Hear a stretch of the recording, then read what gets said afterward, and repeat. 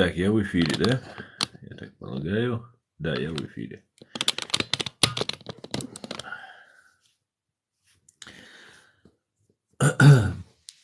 Ассаламу алейкум, приветствую всех, друзья. Витаю вас. Я снова в эфире. Заходите, задавайте свои вопросы. Будем по мере по мере возможности отвечать. Так держать. Мы рассказываем о вашей трансляции новым зрителям. Отлично рассказывайте. Мы рассказываете о нашей трансляции.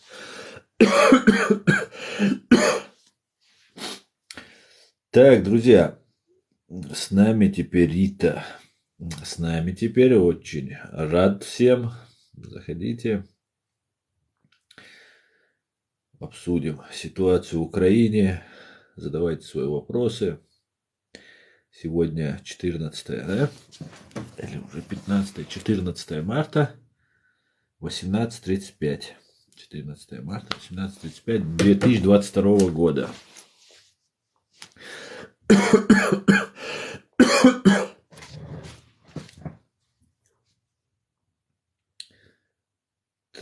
Так. Миша к нами присоединился.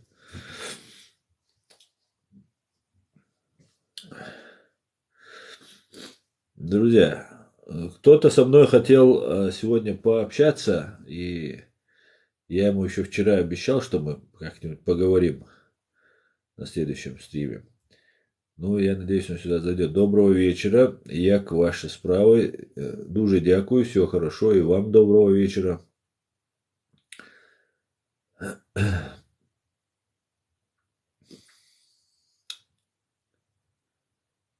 Так.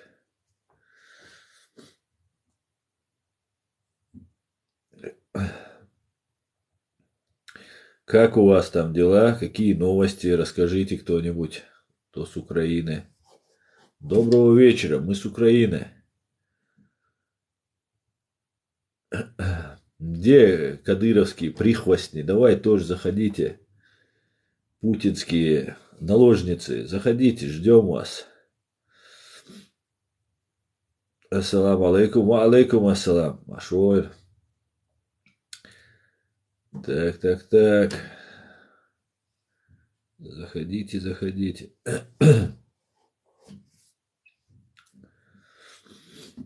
Кадыровцы шакалы. Да, не то слово.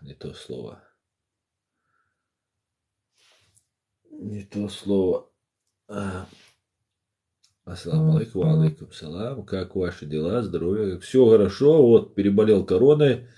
Отлично, уже выздоровел. Вы заболели? Нет, не заболел, я уже выздоровел, слава богу. Слава Украине, героям слава. Нет, я уже выздоровел. Уже все. Переболел я очень легко. Видимо, это последняя вот эта модификация была короны. Как он там назывался. И вот нормально. Уже все хорошо. Чем больше лайков, тем больше зрителей пишет. Так что, друзья, ставьте лайки, отправляйте, выздоравливайте. Спасибо, обязательно. Вот, пошли лайки. Выздоравливайте. Это я уже повторяюсь.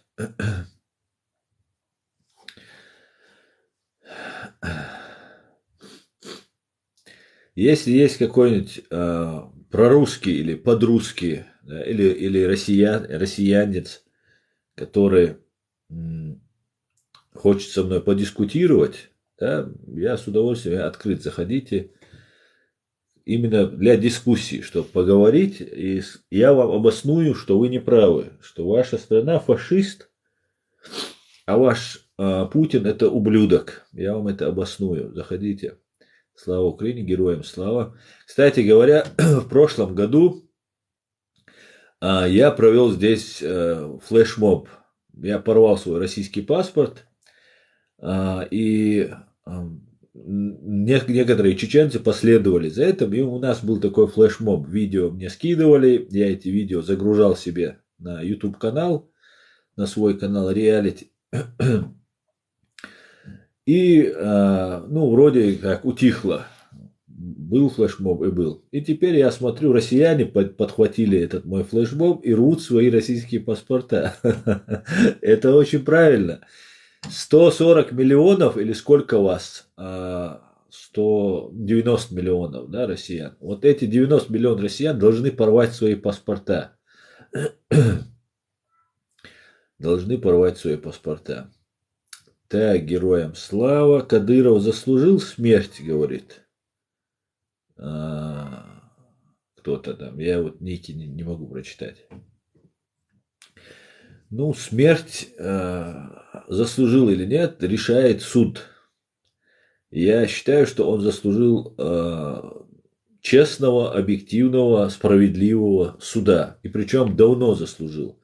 И чеченского, и международного суда. И он, и Путин. Они давно это заслужили. Поэтому смерть это уже дело вторичное. А вот изолировать от общества, чтобы они не представляли, никак не контактировали с обществом и никак опасные для общества люди должны быть изолированы от нормального общества. Кадыровцы спят уже, они только днем могут. Ребят, не придавайте значения этим кадыровцам. На самом деле это такие же россиянцы. Нету там... знаете, кадыровцы, да, их ведь представляли чеченцами, это мы настаиваем на том, чтобы их называли кадыровцами. Ну, чтобы с нами не путать. На самом деле, кадыровцы это люди, которые не имеют никакой мотивации, кроме денег, которые они получают, да, зарплату там и так далее. Поэтому они, ничем они, может быть, они, не знаю, чуть дольше будут отстреливаться, или там, я не знаю. Если нет мотивации, я вообще не представляю, как человек может жертвовать своей жизнью, рисковать жизнью, если нет мотивации этому. Да, есть там какие-то адреналинчики, сумасшедшие и так далее, но их будет немного таких людей. Остальные все хотят хорошо одеваться, машину, дом, кормить родителей, семью. Вот как бы ситуация какая. А вот эти люди рассчитывали, что они будут в новенькой, красивой форме, с оружием, да, такой предел мечтания какого-нибудь идиота. Вот. А получилось как? Получилось, что пошел воевать. Так, давайте еще комментарий почитаю. По течению плывешь. Нет, самое интересное, что я всегда плыл против течения. Сейчас просто я попал в русло, что наконец-то весь мир проснулся. И я считаю своей заслугой, в том числе маленькая, правда, но что этот мир проснулся. Я всю свою сознательную жизнь доказываю, кто такие КГБшники, ФСБшники и что такое фашистская Россия. Всю свою жизнь. Вот где бы я ни находился, что бы я ни делал, я всегда пытаюсь доказать, объяснить. И вот теперь, наконец-то, да, наконец-то мир созрел для этого. Слава Богу. А я считаю, что ты заслужил суда, и должен быть изолирован. Ну, пожалуйста, считай, это твое право. Ассаламу алейкум. Мне на предложение Закаева о договоре с Ичкерией есть результат? Я не знаю. А вы что сделали для своего народа? Не будем сейчас хвастаться, кое-что сделал. А вы что зробили? Это не мне. Так, а ваши пределы мечтаний? Мой предел мечтаний, он, конечно, у меня не ограниченный. Знаете что? Человеческие потребности не ограничены, как и фантазии, и мечтания, они не ограничены. Но у этих клинических идиотов они ограничены. У меня, необходимо то, что моя задача была поднять чеченский вопрос снова на международный уровень. В какой-то степени, опять же, получилось это. Сейчас о нас уже начали снова говорить, и мы скоро привлечем фашистов к уголовной ответственности, военные и политические силы фашистской России. А так мое мечтание это суд над Путиным и другими ублюдками из фашистской России и освобождение моей родины, но это одно из другого исходит, и вернуться на свою родину, быть на своей родине. Ну, еще кое-какие вещи личные, которые я не буду сейчас тут озвучивать. Так что, ну, это, и я уверен, что когда появится это, у меня появятся еще мечтания, в отличие от тех мудаков, которые служат фашистской России. Мир тебе, брат. Дуже дякую, брат. Салам, свободной ночи. Витаю. Салам. Это грузин, по-моему. Камаджоба Генацваля. Правильно делают, что таких, как вы, называют чеченоговорящие. Ну, это мы их называем чеченоговорящие, потому что чеченцы это мы. Салам алейкум. Алейкум салам. Так, Асап, почему не сплотиться вам с Закаевым? Вас там более 300 тысяч. Ну, я уже много раз высказывался на эту тему. Ну, Закаев себя очень сильно дискредитировал в глазах очень многих людей. И когда я поддерживал Закаева, многие мне говорили, уйди от него, ничего хорошего от тебе не будет от него, только нехорошее ты получишь. И я получил только нехорошее от самого Закаева. Поэтому Закаев себя очень сильно дискредитировал в глазах чеченского сопротивления. Сейчас он, конечно, там Зеленскому что-то предлагает. И как бы надо это поддерживать, все такое. Но без меня, Дио, без меня. Так, стать президентом хотите? Нет, не хочу. Президентом Чеченской Республики, наверное, вы имеете в виду. Нет, чеченцев президентом должен быть лучший из лучших, достойный из достойнейших. Поэтому я не считаю, что я должен быть или имею право быть президентом такого народа. Чечня, слава Украине. И 95. Что значит 95? 95 это ты 95-го года рождения или ты этот российский регион 95-й? Мне тут пишешь. Не надо так писать. 95 это тот номерок, который на зоне присваивается. И вот этот 95-й регион присвоили нам. Вот такие вот дела. Не перечислите, кем вы видите. Ну, перечислите, кем вы видите президентом. Кого вы видите президента? Ну, я не знаю. У нас есть некоторые люди, которые могут стать президентами. Ну, в моем понимании, конечно. Решает чеченский народ, его величество, господин народ. И это чисто только мое мнение. Но я не могу их сейчас называть, потому что эти люди станут дополнительно к тому, что они и сейчас являются мишенью для русофашистов.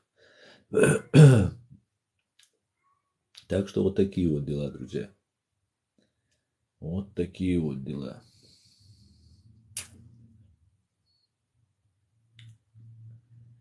Так.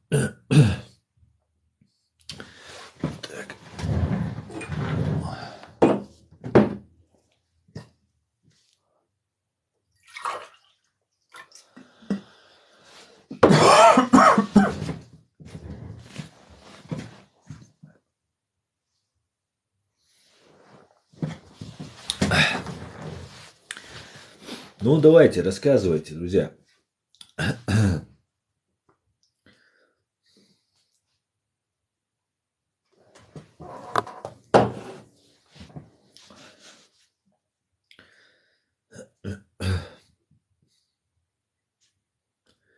Як вы думаете, як Рашка будет вылазить с Украины?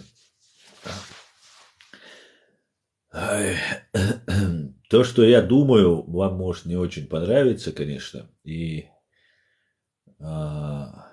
Там несколько сценариев может быть, да, конечно же, я никакой не предсказатель и не знаю, что будет наперед.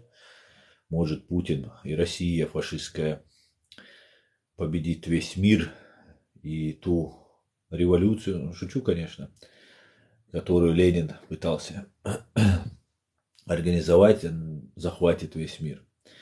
Ну а так я считаю, что Россия вынуждена будет покинуть Украину после того, как она сильно обнищает и как следует ей надают пинков в самой Украине. Ну вот так я это вижу. Это долгий процесс. Я так считаю, я могу ошибаться, но я склонен считать, что все-таки долгий процесс, если опять же не вмешается НАТО, как в Югославии это произошло. Вот если бы НАТО вмешалось, вот тогда бы, конечно же, было бы очень правильно и хорошо, как в Югославии. Вот этот вариант Афганистана и вариант Югославии, это все условно, конечно, но вот два варианта, которые я вот полагаю, что могут произойти. Но не знаю, как будет. Афганистан, вы все знаете, это 10 лет войны, полное обнищание России. А Югославия – это более быстрый процесс, когда бомбардировки начинаются, и русские сдаются. Как и сами сдают, как Слободана Милошевича сдали сербы, также русские сдают своего вот этого недоцарька ублюдочного. Кадыров чемпион, нас везде. Ты на своем хозяйском писать научись, нас везде. Нас везде. Даже на хозяйском писать не умеешь. Поэтому... А знаете, эти люди, которые за Кадырова, они, во-первых, кормятся с Кадыровской. У них там интерес есть. Потому что ни один нормальный человек не может быть за Кадырова. То есть за предателя. Это сказать сам на себя, что я предатель, я подонок. Я, это, сказать на такое не может, нормальный человек не может. Ну, кроме мазохистов. И, конечно же,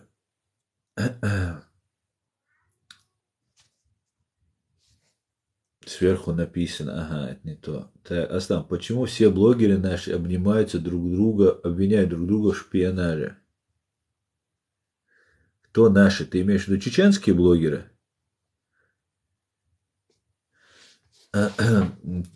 Чеченских блогеров я не знаю на самом деле.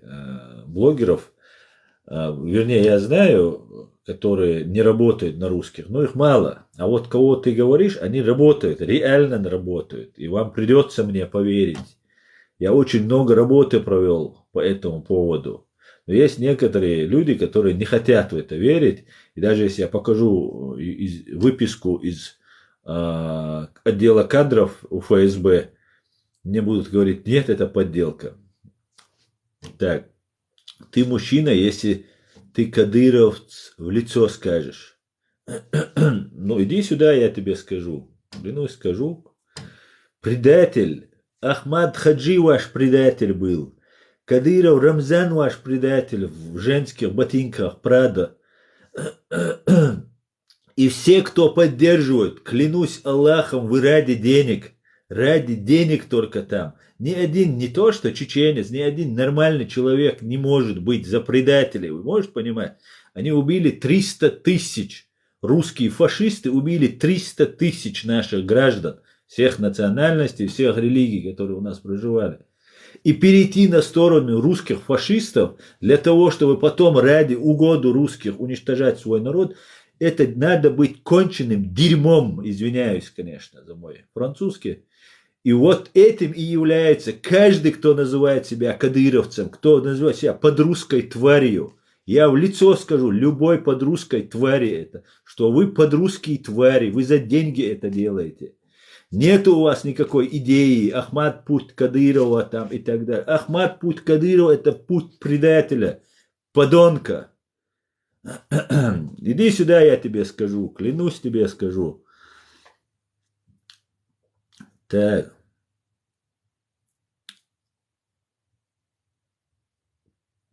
ты в скором времени будешь мертв, говорит. Пошел ты знаешь куда, скоро. Все мы будем мертвы, но я буду мертв на правильном пути, а ты, мразь, будешь гореть в аду вечном. Понимаешь? Мечта любого мужчины умереть на правильном пути. Вы сбежали, оставляя нас. Кто вас сбежал? Кто куда сбежал? Нашу страну оккупировали. Твой Ахмад Кадыров, это ты повторяешь ту пропаганду, которую тебе говорят. Твой Ахмад Кадыров был другом, близким соратником, заступался за президента Аслана Масхадова. И когда он был президентом, поехал в Москву, договорился с русскими, и тогда русские взорвали свои дома и зашли, зная, что Ахмад Кадыров будет уже на их стороне. Потом эти же русские еще, когда был Аслан Масхадов президентом, и Кадыров Ахмад его муфтием был. Вообще у Аслана Масхадова, как и у его сына, Далгазот Обалдоль Аслан Масхадов, нету вообще понимания, кто вокруг них. Вообще они не понимали, Аслан Масхадов не понимал, кто рядом с ним. Все, почти все люди, которые были близки к кругу Аслана Масхадова, они все его предали. Аслан был воин, Аслан был смелый, честный, порядочный человек. Но абсолютно не умел вот эту политику кадровую вести. Большому сожалению, большому сожалению. Ну, конечно, при помощи российской агентуры и так далее, и так далее. И вот этот ваш Ахмад, путь Ахмада Хаджи Кадырова начался с того, что нам вот эту вахабню начали мутить, вот эту идеологию вахабизма. На русском языке печатались в Татарстане, в Москве брошюрки, и нам это все закидывалось. И потом ваш Ахмад Кадыров, будучи агентом КГБ еще с советских времен, начал борьбу против этих ваххабитов. А мы, чеченцы, очень не стреляем друг друга, не убивали, пока ваш Ахмад Кадыров и другие ваши мерзавцы и подонки не появились. Мы очень не хотели друг друга убивать. Гражданскую войну чеченцы очень сильно не поддерживали. И ваш Ахмад Кадыров ездил по всем лучшим нашим воинам, тогда еще на нашей стороне, муфти Чеченской Республики, да, ну человек доверие вызывать должен 100%, муфти республики, близкий соратник Аслана Масхадова, там все такое и так далее. Ездил и лучших воинов склонял к себе, перетаскивать хотел, потому что у этих воинов были разные. Это воины. Воин, мы понимаем, человек, который убивает человека. Да? Хоть мы и возносим этих воинов, которые на правильной стороне, но по факту они совершают убийство людей. Да? Врагов, плохих людей и так далее. Они это защитники. Но а грань между этим очень тонкая, между просто убийством и убийством человека, который заслуживает. Да, или его нужно остановить, чтобы еще большего вреда он не принес. И вот ваш Ахмад Кадыров занимался вот этой темой. И всячески пытался сделать гражданский конфликт. И когда традиционные мусульмане, чеченцы, которые всегда являлись там последователями разных вирдов, и ваххабизм, который завели, который лег, в принципе, на благодатную почву, потому что мы все чеченцы знали, что духовное управление мусульман РФ или духовное управление в России, которое оно тогда существовало, в СССР, это все были гибнюки, как и Ахмад Кадыров. Они были гибнюки. И мы, чеченцы, знали, что это вся гибнявая религия, которую говорят. Но при всем при этом мы верующие люди. И вот когда к нам начал этот ваххабизм просачиваться, происходила дискредитация. Она имела основание на эту дискредитацию, потому что вот это духовное управление мусульман управлялось гибней. И нам говорили, это все гибнявая религия. А вот этот ваххабизм, это правильная религия. Она к истокам, там все такое, очень правильно преподносилось это. Я это все помню прекрасно. И эти люди фактически завоевывали умы вот этих молодых ребят. И Ахмад Кадыров, ваш Ахмад Кадыров, стравливал. Но чеченцы не убивали друг друга. В конце концов, и братья Ямадаевцы такие были. Помните? Вот эти братья Ямадаевы устроили разную провокацию в Гудермесе, по-моему. И в первый раз тогда чеченцы друг друга постреляли. Чеченцы, которые на одной стороне, имеются в виду, не подрусские твари, а которые реальные, настоящие чеченцы. Тогда кадыровцы, такого понятия не было. И так и не удалось им до конца нас травить. И когда началась война, вот как сейчас украинцы, чеченцы опять объединились. Даже те, кто Масхадов был против этих ваххабистов, они объединились, и ваххабисты, и традиционалисты, и все остальные реальные, настоящие. Они объединились вокруг Аслана Масхадова и начали воевать. А ваш Ахмад Кадыров, выполняя дальше роль, данную ему КГБ, ФСБ, предал, лег под Путина, и его назначили на должность. Но при всем при этом, его назначили президентом и так далее, он проявлял определенную самостоятельность. Ахмад Кадыров был хоть и подлым человеком, но не глупым человеком, в отличие от его сына, дегенерата с 3 классами образования. И Ахмад Кадыров имел хоть какое-то образование и очень умный человек. В итоге получилось то, что при живом действующем президенте Аслане Масхадове, при живом его друге, его соратнике, его близком человеке, при живом президенте, всенародно избранном, под наблюдением всего мирового сообщества, ОБСЕ, там сколько, 50, 70, 60, 70 стран было, которые наблюдали за выборами. Законно избранный президент Аслан Масхадов. Он находился где-то в подполье, а ваш Ахмад Кадыров, его друг, стал президентом и сказал: я человек Путина, он сказал. И вы говорите, нужно поддерживать это, у вас небольшие проблемы, если вы не хотите понимать. Но не хотеть понимать, таких нет в принципе людей. Есть те, которые кровно заинтересованы. У вас брат может быть в этой теме, вы, может быть, стремитесь, какая-то копеечка вам там падает, или сами вы в этой структуре, в этой кормитесь. А чеченский народ не кормится. У вас 5% в чеченском народе. Вы всегда были. Да, есть оболваненная еще молодежь, которую вы долго-долго оболванивали на протяжении этого времени. Но есть такие, как я, которые разоблачают вашу ложь. Поэтому вот такая вот у вас не очень хорошая картина вырисовывается. Так. Я сделал скрин, отправлю куда надо. О, не делай этого. Не показывай никому наш стрим. Пожалуйста. Не делай этого. Так, ассаламу алейкум, брат. Казахстан скорбит.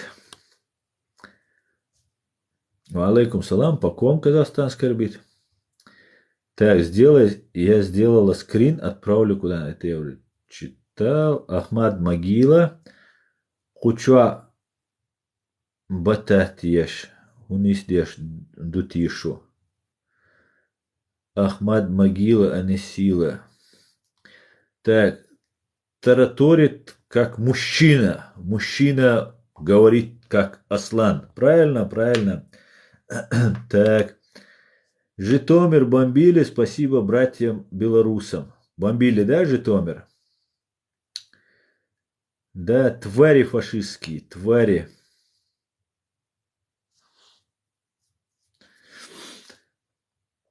Так, слава Украине. Героям слава. Так, хай живе Чечня, спасибо за підтримку України. Дуже дякую. Путину звание Героя фашистской России. Я немножко буду ваши эти комментарии изменять, вот этих подрусских. Так. Путин в бункере сидит, Америки боится. Да, очень, очень сильно боится. Альхамдулилlah. Вот правда, что сказал. Россия лучшая фашистская страна, да? Называйте Россию фашистской страной, друзья. Очень важно и значение, большое значение имеет терминология. Для того, чтобы их осудили, а их уже осудят, и они уже фашисты и террористы, нужно сперва их истинное лицо показать, что они не являются достойными для общения, для диалога, для каких-то бизнес-контактов в этом мире. Мы обязаны это всячески доносить. Это наш прямой долг, друзья. Поэтому фашистская Россия, запомните, обязательно фашистская Россия. Например, Путин ла-ла-ла-ла-ла-ла, это очень хорошо, и в русскоязычном поле это очень хорошо запоминается. Но это очень в юридическо-правовом аспекте это очень трудно применимо, да, ну, оно непригодно. Поэтому нужно точное юридическо-правовое обоснование, вот, обозначение вот этих ублюдков. Да, и ублюдок не надо говорить, нужно правильно, если говорить, это нужно правильно обозначать. Это фашисты, это оккупанты. Все, кто работает с оккупантами, сотрудничает с оккупантами, это коллаборанты. То есть изменники своей родины. Ну вот такого плана нужно действовать. Потому что будет суд, запомните, над фашистской Россией, ее военными политическими силами будет суд. Мы об этом давно добиваемся этого. И я уже знаю, что мы теперь этого добились. Просто сейчас идет процесс подготовки к суду. Так, Россия це рабы. Абсолютно с вами согласен. Для кого, но лучше ваши... Так, это не мне. Вы верите, что Путин в бункере? Конечно, верю. Абсолютно. 100%. Это ублюдок в бункере. Ассалам алейкум, Тойзан на связи. Ва алейкум ассалам, Тойзан, машой. Зеленский вчера к раненым приезжал в больницу, вкуснях привез. Да, я видел.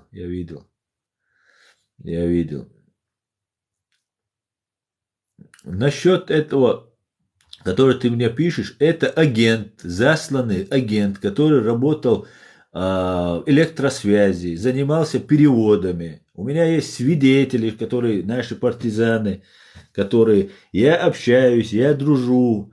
Мы братья с теми, кто с Доккой Умаровым до конца, до последнего прошли свой путь. Мы все прекрасно знаем, но есть много-много здесь игроков в этой игре. И вот этот игрок, вот этот, которого ты называешь, заслан, он работал на прослушке, очень переводил с чеченского языка на русский язык, для того, чтобы наших партизан находили и уничтожали. Сейчас этот провокатор представляет нас как каких-то радикалов, которые против только лишь Кадырова. Вся проблема, весь конфликт у меня с этим провокатором возник только лишь из-за того, что я говори про ФСБ и Путина. Да, говори про Кадырова, но говори больше всего ФСБ и Путин. Вот кто враг. Понимаете, есть такая американская, по-моему, присказка, поговорка, что самое большое достижение дьявола это в том, что он убедил людей, что его не существует. Точно так же Путин убеждает, что Кадыров является какой-то фигурой. Нет, абсолютно нет, абсолютно это не так. Его раздули, за ним стоят силы, вы этих людей не видите, которые стоят за ним. Ему привозят пакет, запечатанный большой пакет, который распечатывается, и он зачитывает, что ему нужно говорить. Секретно. Ему из ФСО привозят.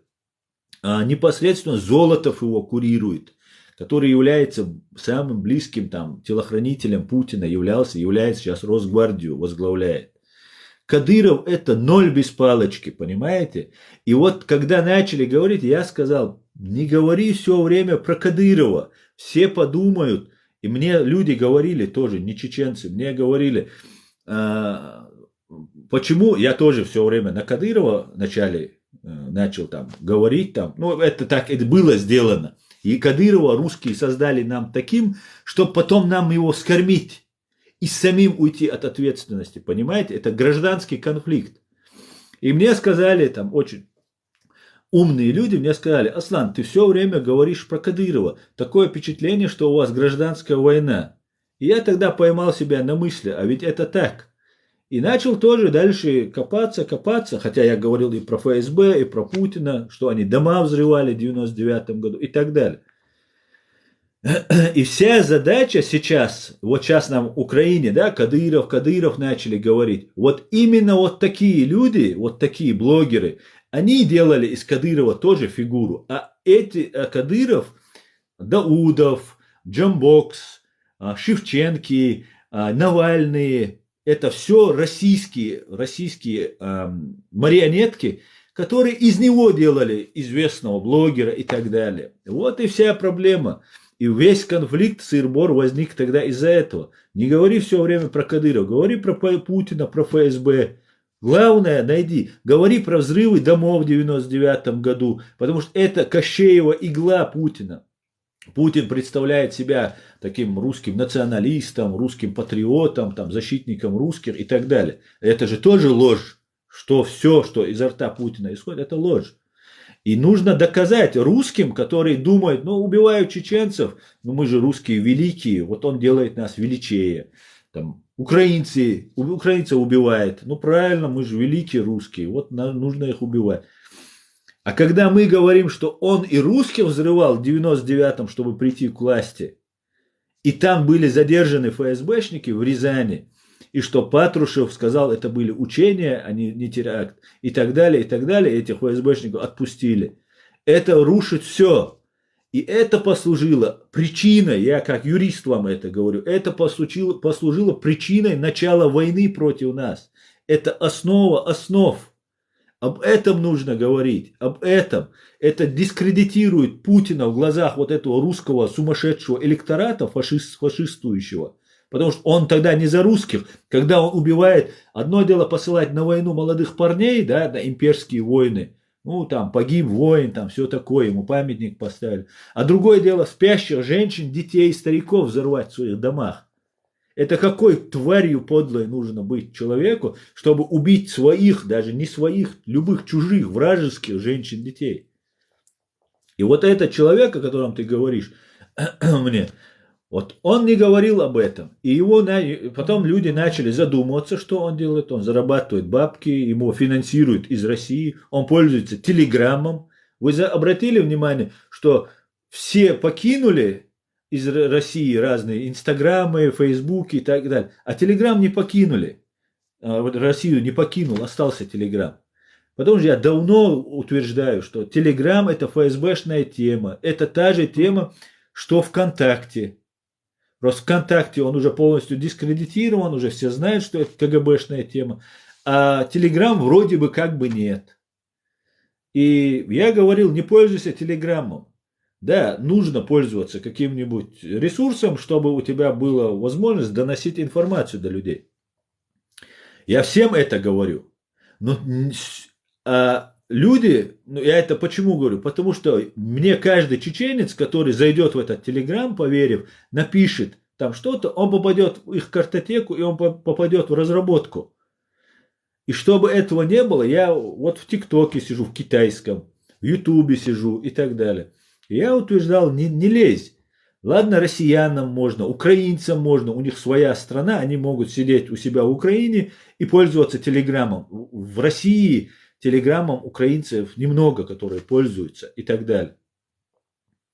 А страдают чеченцы. Я это говорю, нет, все лезут в этот телеграм и так далее. И другие блогеры, все, кто пользуется телеграммом, или же они не понимают, что происходит, значит, у них не все в порядке с головой. Чеченцев я имею в виду, которые реально находятся в заложниках у этой фашистской России. Либо они работают на русских фашистов. Вот такая вся ситуация. И я многих разоблачаю. И из-за этого я много-много себе врагов нажил. Но я выходил, и когда я начинал открыто выступать, клянусь Аллахом, я думал, я год не проживу. Я решился, сказал, все, умру, не умру, год, если я протянусь, 20 лет, если мы протянемся, 20 человек всего погибнет, если будет заниматься этим. Теперь нас намного больше. Ну, конечно, и агентура это есть, которая работает среди нас.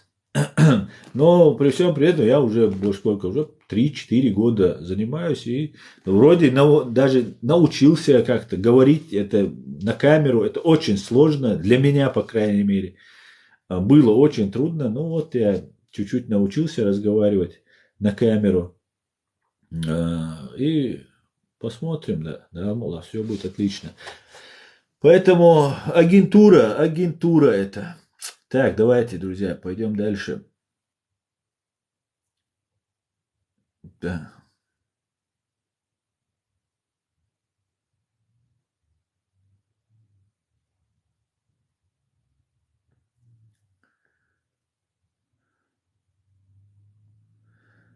За Сталина что скажете? Ну, Сталин ублюдок, скажу. Rubētim sadotā jēcer, no ir rubētījuši bol, hunri buboš bol, nā bēc, sunč o leder hīt sunšu. Rubēti, qī yītsumēt, manč o leder sagwa. Ishti hayna dosh hītījun, rubēti, hadotā, والله إذا دوتة وميات حي شulbash. No i yūčvol, homcer yetnusu, rubēti, stīr datīlančērē, umētsu, yūvazo. Елеу шваря, йоу. Так, кадыровцы церковь у меня в селе подорвали. Да накажет их Бог. Амин, амин, амин.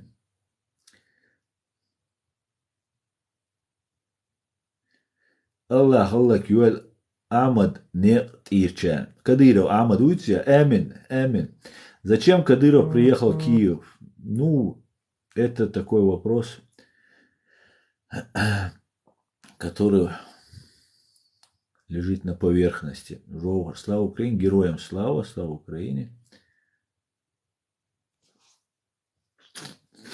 Я прошу дебилам, це не можно объяснить.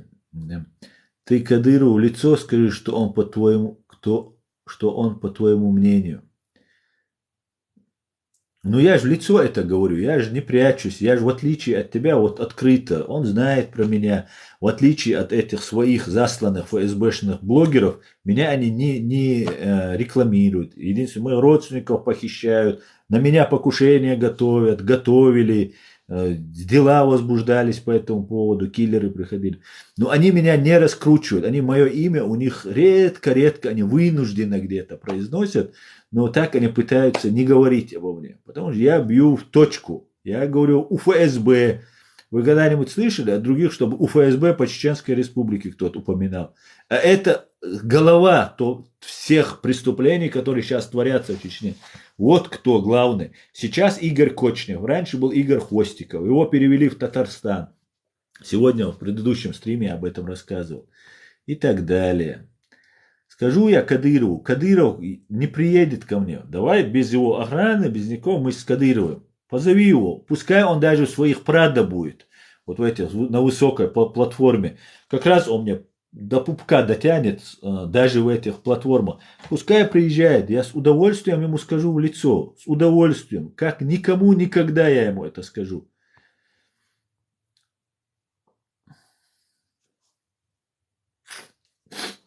Так. Ты кто? А ты кто? Так. Ребята, скажите, кто это за крендели? Где крендели? Так.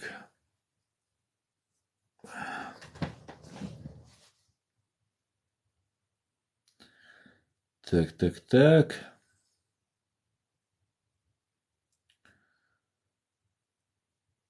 Путинофоны есть в России. Слава Украине, героям слава. У нас сейчас воздушная тревога.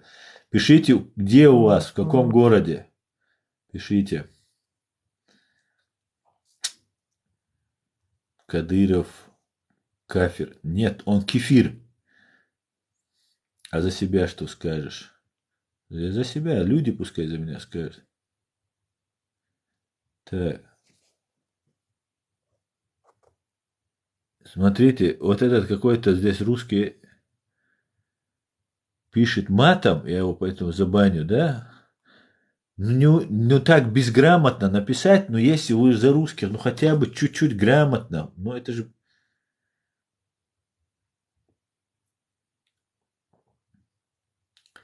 Кадыров Шайтанович. Но я тебя уже забанил, хоть не знаю, что ты имел в виду, я тебя уже забанил. Американский флаг с чем он у тебя ассоциируется? Америка величайшая страна. Вот с чем он у меня ассоциируется. И Россия просто под себя ходит, извиняюсь, конечно, когда думает, что и с Россией, с Америкой придется дела иметь. Вы видели, как Путин бегал за Обамой еще и ловил его у туалета где-то, пару слов перекинуться. Ваш великий русский царь. Ваш великий русский царь у туалета карауль Обаму. Вот что такое Америка.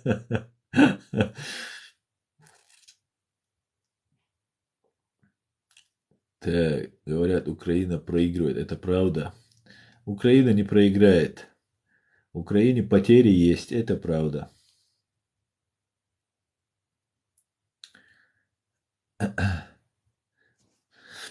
Ну вот я только что объяснял вот этому. Этот все равно свое тылычит. Поэтому ты идешь к своему тузику. Кадыров не поехал в Украину, это спектакль Чечне. Ну, может, и поехал, что ему где-нибудь там подвал снять, сфотографироваться. Не проблема, да. Герой России, вау. Слава Украине, героям слава. Слава Украине, держись теперь. Неинтересен. Да, ты не интересен. Слава Богу, слава фашистской России. Бахмач, сейчас тревога. Город Бахмач. Держитесь, люди, держитесь.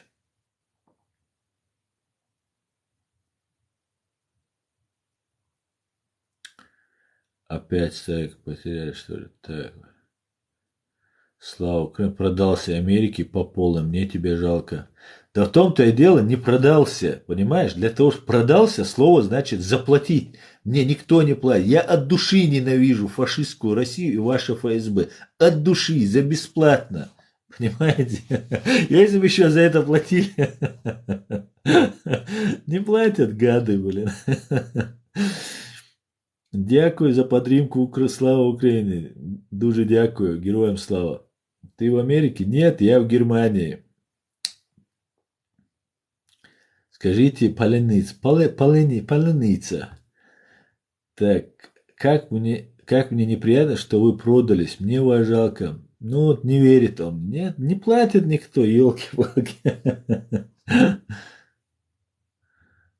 Кадыров в своем прямом эфире говорил, что они передумали ехать на Украину. Откуда ты из Гамбурга? В смысле, откуда ты из Гамбурга? Нету тут славы вашего. Так, это поэтому ты такой смелый в Германии. Я всегда смелый, мне не обязательно быть в Германии, чтобы быть смелым.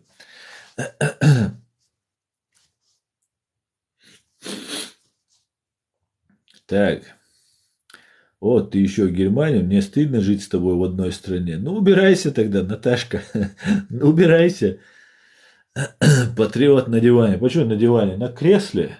На кресле. На кожаном. Или кожзаму.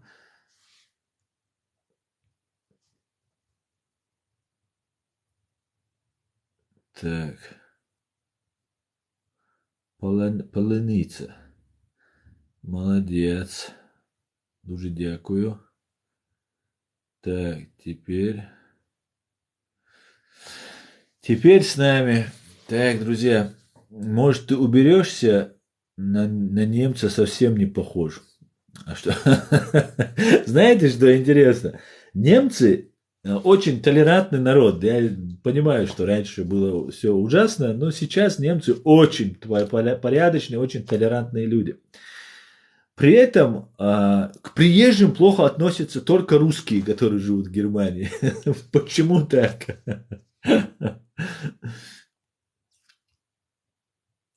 Может, ты уберешься? Кто такая Рубати? Да, можно не вспоминать. Украина действительно может русских победить. Абсолютно точно. Мы же победили, и Украина победит. Ассаламу алейкум. Ва алейкум ассалам. Наташа, а самой не стыдно? Ты тоже уехала из России, так что сейчас за собой следи, Наташа. Так, носик у тебя не немецкий. Тебе не нравится мой носик? Я не понял. Носик, конечно, трудно назвать. Это прекрасное творение. Но я точно не носиком мы его назовем. Да? Носища. Ассаламу алейкум. Алейкум ассалам. Ви правы. Добре, що люди як мислять розумно, розуміють, хто є хто. Дякую. Так, кто вы? Кого победили? Прекрасный носик у чего? Да, это просто, видите, я на камеру рядом сижу, а так далеко, если там как-то прикрыть рукой. Дуже дякую за нос. У нас беженцы сейчас приехали и говорят совсем другое, да? Кто вы, кого победили? Мы, чеченцы, победили фашистскую Россию. В 96 году пинками выкинули вашу фашистскую Россию и поверили вам. Наша проблема то, что мы вам поверили. Не надо было вам верить. Не надо было вас выпускать вообще. Нужно было долбить полностью. Когда выходили, надо было, как вы, подло с вами поступать надо было. А вы вывели войска и агентуру начали с новыми силами готовиться. Потом вы взорвали свои дома и сказали, что это сделали мы и напали на нас. Все просто. Так, Армения сила, говорит. Так, в отличие от тебя, кадыровцы больше похожи на мусульман. Да мне без разницы, на что похожи предатели своей родины. Похожим можешь быть и ты на кого угодно. Но ты при этом не станешь нормальным человеком. Вы очень красивый, говорит. Ой, дуже дякую, перестаньте. Вы меня смущаете. А сколько Украина выиграла войн? Ну, это вопрос к украинцам. Сколько выиграла, не знаю, но эту она выиграет, я не сомневаюсь. Чеченцы не прячутся в Германии, живут в Чечне. Чеченцы живут везде, где хотят. А когда их родина оккупирована, они вынуждены находиться временно на чужбине. 6 августа День Победы Ичкерии. Абсолютно верно. 6 сентября День независимости Ичкерии. Ладно, пойду в подвал. Подвал? Зачем подвал? Не идите в подвал.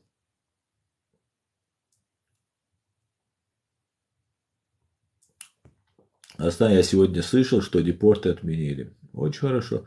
Ты сам где живешь? В Чечне? Ну, каждый раз, что ли, вам отвечать? Сценарий у россиян один. Пока слушать тебя не хочется и видеть. Пока. Чус. Привет из Молдавии. Ну, наверное, Молдовы, наверное, тогда правильнее будет. Привет. А кто тебе сказал, что ты нормальный?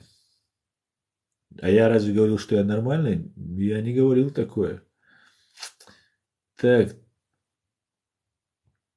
Ичкерия сила. Спасибо, брат грузин. Разные флаги. После войны поговорим, если у тебя хватит смелости трепаться дальше. У вас, вот ваших героев, вас героев так много, а я один всего лишь, понимаете? Вот напишут комментарий и слиняли. Брат, спасибо большое, что поддерживаешь наш. Не за что. На одной стороне стоим, братья, украинцы. Ребята, скоро Рамадан. Отлично. Слава Украине, слава Ичкерии. Героям слава. Слава Украине, героям слава. Привет с Херсона. Смотрел сегодня в Херсоне большие митинги и так далее. Да, и, кстати, надо будет отдельное видео записать по этому поводу. Нужно выходить на митинги, люди. В каждом городе массовый митинг должен произойти. Все украинцы во всех городах должны выйти. Это надо будет обратиться и к Зеленскому, и к украинскому народу, написать. Украина справедлива. Так. Ассаламу алейкум, брат Аслан. Ты не один. Ва алейкум ассалам. Я знаю, брат. Я знаю, нас много. Я знаю. Я имел в виду вот на этих смельчаков, которые мне постоянно пишут. Сейчас мы. Я им уже дорогу оплачиваю сюда, да, готов раскишелиться. Из своего бюджета выделю, да, у детей хлеб заберу, проплачу им дорогу. Нет, не едут. Какая сила в характере, даже не реагирует на негатив. Ой, вы даже не представляете, как я иногда реагирую. Просто сейчас настроение хорошее, я сытый. Когда голодный, ой. Так что мне еще есть куда стремиться. В Финляндии тоже много таких нытиков сидят, и слабо ехать воевать. Так, беда Украине, дети плачут, а России тишутся. Да. Так, лайки, друзья, почему лайки не ставите? Ты тоже не сиди в укрытии. Ты же тоже не сиди в укрытии. Слава Украине, героям слава, слава Ичкерии, героям слава. Дуже дякую. Ичкерии это вам не те, кто предал. Абсолютно верно, ребят. Было бы... Спасибо за этот цветочек, который мне прислали. Оказывается, здесь, знаете, деньги платят еще. У меня уже... Прошлый стрим у меня было 7 центов, а предыдущий 1 цент, 1 цент я получил. Но прошлый я говорил 2 часа, позапрошлый полчаса, может быть, час, там 1 цент. О, еще мне что-то прислали. Дуже дякую, друзья. И я даже не знал, оказывается, но сколько нужно мне говорить, чтобы 1 евро заработать.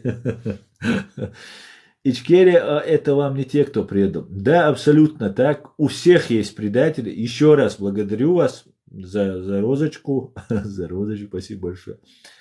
Поэтому у всех есть предатели. К сожалению, у нас тоже. Еще раз благодарю. Еще раз благодарю. Я не знаю, что это такое. Роза там туда-сюда. Ну, как бы мужчинам розы не дарят, но все равно приятно, что меня как-то отметили. Так, еще раз роза. Ну хватит, вы меня уже букетом завалили. Аслан, почему не отвечаешь, почему власти Европы не выгоняют кадыровских агентов? Кто это говорит сейчас? Ингуш говорит. Ингуш, а что мы делаем для того, чтобы показать, что это агенты? Что мы делаем, скажи? Ничего мы не делаем. Мы ездим домой, дома строим дома. Вот здесь были ярые патриоты, такие ичкерийцы, там туда-сюда. Получают, ходят в российское посольство, получают российский паспорт. Я свой порвал. Я свой порвал российский паспорт. А они ходят в российское посольство, получают российские паспорта. А здесь немцы в Европе видят ведь все прекрасно. Они говорят, что это за такие патриоты ичкерийцы. Они и паспорт российский получают, и домой ездят, и так далее, и так далее. Я как приехал, ни разу не ездил на территорию фашистской России, тем более во временно оккупированной Чеченской Республики. Мы не ведем работу. Точнее, мало ведем работу. Какая-то работа ведется. Мной в том числе она ведется. Моими товарищами ведется. Понимаете? И дело даже не в кадыровцах. Вот что важно знать. Есть, вот сейчас мне тут задавали про этого блогера вопрос. Он же против Кадырова как бы выступает. И я думаю, он в какой-то степени и против. Но он под-русский. Они под-русские. Нам не нужно делить, обозначать их кадыровцы. Потому что есть другие, которые против Кадырова. Но они тоже под-русские. Понимаете? Ямадаева, братьев Ямадаева и Кадырова замочили. Они все были под-русские. И Кадыров под-русский, и Ямадаев под-русский. Но они друг друга мочат. Понимаете? Вот какая ситуация там разворачивается. Поэтому мы должны всех подрусских, кто за Россию, подрусские, все, чус, до свидания, даем. Вот так нужно. Нужно вести работу, выявлять. Сейчас, смотрите, мне пришло письмо из Постбанка. Я являюсь владельцем карты Постбанка немецкого. И мне пришло письмо и говорят, что вы как россиянин должны подтвердить, что вы имеете законные основания находиться в Европе, в Германии там, и так далее. Конечно, я это подтвердил, я им сказал все. Банк же не знает, кто я, да, когда я сюда приезжаю, меня записывают россиянином.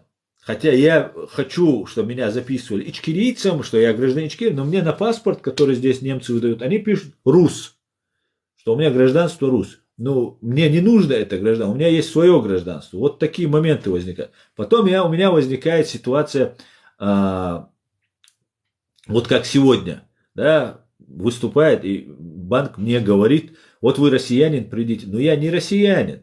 Я никогда не был им по доброй воле. Я был вынужден, мою страну оккупировали. И если у тебя нету паспорта, военного билета, там все документы, нас насильно загоняли вот в это российское гражданство. И мы были вынуждены получать все эти документы, да, и мы получили эти документы. Но я никогда не был, не буду, и любой, кто подчиняется моей воле из моей семьи, если он задумается получить российский паспорт, и я его до седьмого колена прокляну. И это вообще исключено. Потому что у меня, например, растут дома настоящие патриоты. Наверное, больше, чем я. Поэтому я в этом плане уже не беспокоюсь. Но мы не делаем работу, мы не ведем работу. Мы думаем, все знают. А разве знают они ингушский язык? А знают они чеченский язык? Не знают. Им это все нужно переводить. Им это нужно объяснять, когда они там что-то мутят. Вот это большая работа, которую должны делать. Ну, конечно, грамотно ее нужно делать. Так что вот так вот. Слава Ичкерии, героям слава.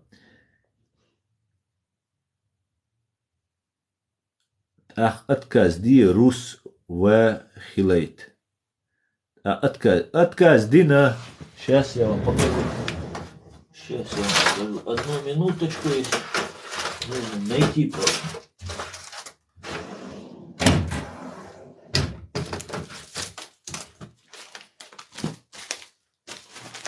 У меня есть на канале видео, где флешмоб я делаю. Я свой паспорт разорвал. Я ничего общего с фашистской, вот он, ничего общего с фашистской Россией иметь не желаю. Вот я его разорвал, и я его должен был отправить. Точнее, должен был это сделать не я. Но мне сказали, когда ты придешь, отправишь. Вот смотрите. Вот смотрите. Это я. Это мой паспорт бывший. Вот. Вот я его получал. Давно порван, но не отправил его. Нужно, вот я вспомнил, когда вот флешмоб сейчас русские начали запускать, тоже рвать российские паспорта. Я вспомнил, что этот флешмоб я уже год назад проводил. Но мне сказали, вот придешь с этим паспортом, ну, когда я буду сейчас получать другой паспорт. Так, что у меня здесь уронилось. Поэтому вот такие вот дела, друзья.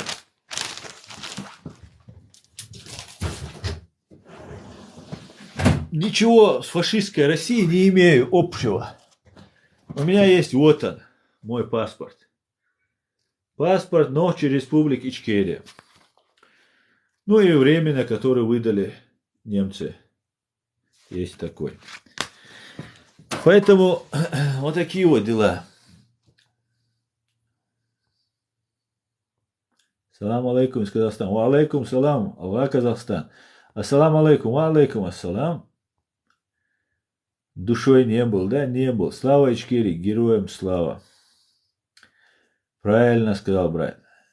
Из Иляду. Так, расскажите о Казахстане.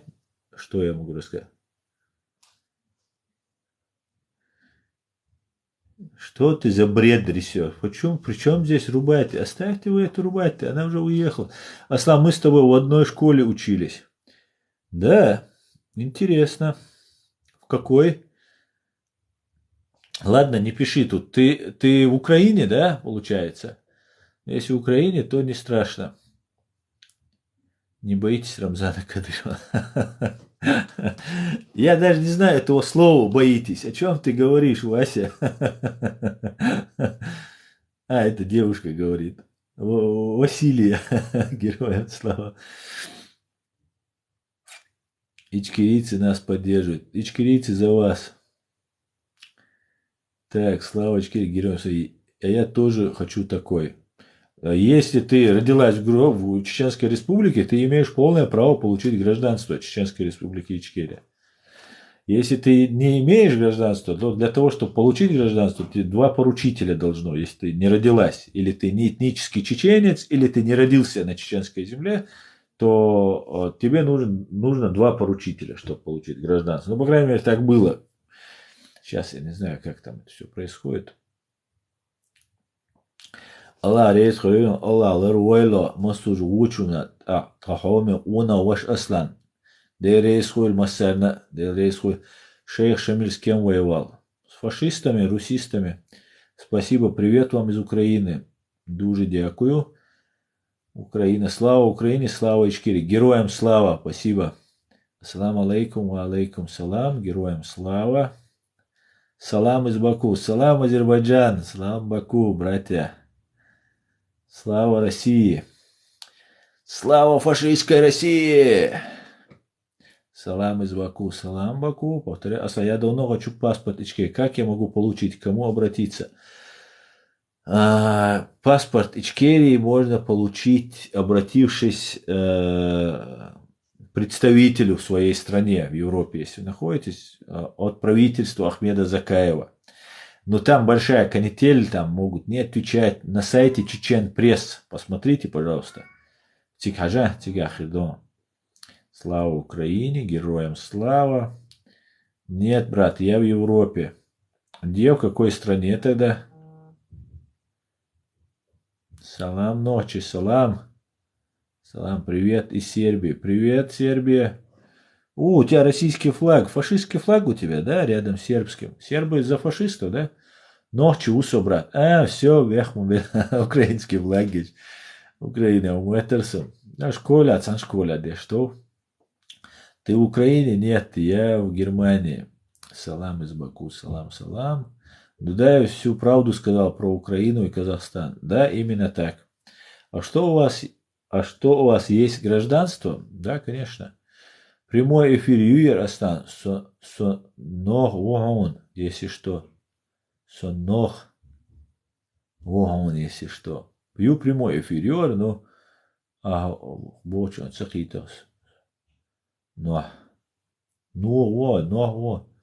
Респект тебе. Спасибо, слава. Героям слава. Ты, мужчина, благодарю за помощь нашей стране Украине. Всегда, пожалуйста. Да, уже печально. Закаев на 100 евро продает паспорта. О, Ингуш, ну вот видишь, ты сейчас гонишь. Явно. Ну, во-первых, не 100 евро, а там есть какая-то пошлина определенная. 50 евро, по-моему, 60 евро, 40 евро, я не помню. Но за любой паспорт нужно заплатить. Так что, если говорить, то надо честно, да, хоть ты на Закаева, хоть на кого, нужно быть объективным. Так.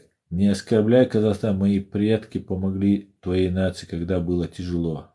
Что за бред? Кто оскорбляет твою нацию? Ассаламу алейкум. Ва алейкум ассалам. Чудику. Я хотел тоже взять паспорт Ичкерии. Мне сказали, нужно отдать. Понятно. Салам, Гардаш. Так, слава, Сербия, Россия фашистская. Респект. Берлин капут. За что вам Берлин теперь? Теперь вы Берлин брать будете? Зачем у тебя флаги США? Уважаю Америку, которая просто заставляет кипятком просто ходить под себя в фашистскую Россию. Слава Украине, слава вільній Ичкерии. Героям слава. Казахстан с вами. Дуже дякую. Привет из Киева. Слава Грузии, Украине, Ичкерии. Амаджоба Генацвале. Приветствую, Грузия. Так. Хороший ви дядько. Дуже дякую. Слава. Так, слава Украине из Казахстана. Мегарду Алла рейсу массарна хуль. Швеция. Ясно, Швеция. Хорошая страна. Рубати выдает паспорта. Но Рубати уже ничего не выдает. Расскажите про Дудаева. Что именно? Если ты чеченец, то ответишь. Хаиштам Гергер Усо. Да? Мегерду в Швеции Амелуса Гергал. Вот чем Хильмадерце. Саламашалу, воющий Ищунг, Далхак Долчунг. Иди воевать, что ты бежишь? Я не бегу, я сижу, видишь, на кресле. Все будет Ичкерия. Да, Мула, все будет Ичкерия. Шалом всем из Израиля. Шалом, Израиль. Вы в Украине? Нет, я в Германии. Ночи, нох убоа. Машой, ночи, нох. Машой. Слава Украине, героям слава. Братья в войнах всегда будут братьями казахи и киргизы. Да, амин. Привет с Украины. Привет, Украина. Слава Украине. Зачем у тебя там флаг США? Ну, каждый раз вам отвечать, что ли? Я же только что минуту назад ответил. Хакучу агич хасхити саваш. Да, Баркал. Так, Ахмад Могила. Так, Путин помножил Россию на 0. Слава Украине. Путин поднял Россию с колен, чтобы она могла доковылять до могилы. Как думаешь, Кадыров Украину попустила? Как думаешь, Кадыров Украина попустила? Вот, я не понял слова попустила. Крым вернется Украину? Однозначно 100%. 100% вернется Украина. Грузия нищета бедная. Салам алейкум, алейкум салам. Ахмад Могила. Каждый раз, когда вы будете писать Ахмад Сила, я буду вам говорить, что Ахмад Могила. Поэтому вы сами вынуждаете писать Ахмад Могила. Ты из Гамбурга. Да, я живу в Гамбурге. Ассалам алейкум. Ва алейкум ассалам. Шалом, шалом, шалом. Добрый вечер с Киева. Добрый вечер. Мы с Украины. Молодец.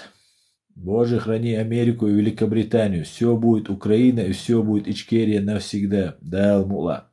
Привет с Израиля. Привет, Израиль. НАТО надо вступить в Украину, чтобы быть увереннее. Да. Иудей-фантазер. Да, интересно. А что ты тут делаешь, иудей-фантазер? Расскажите, кто предал Ямадаева. В смысле, кто предал? Я не знаю, кто его предал. Его Кадыров замочил. Кадыров Украине, а ума бог, дуи, терду волчух, хильмек. То, что Кадыров, он сейчас спрашивает, Кадыров в Украине, там все такое. Да, вполне возможно, что он в Украине. Но это не факт, что он на самом деле в Украине, да? Так, у меня батарейка садится. Сейчас, ребята, я подключу. Опа. Сейчас, друзья. Подключим проводочек, чтобы оставаться на связи. Во! Пошла тема. Так.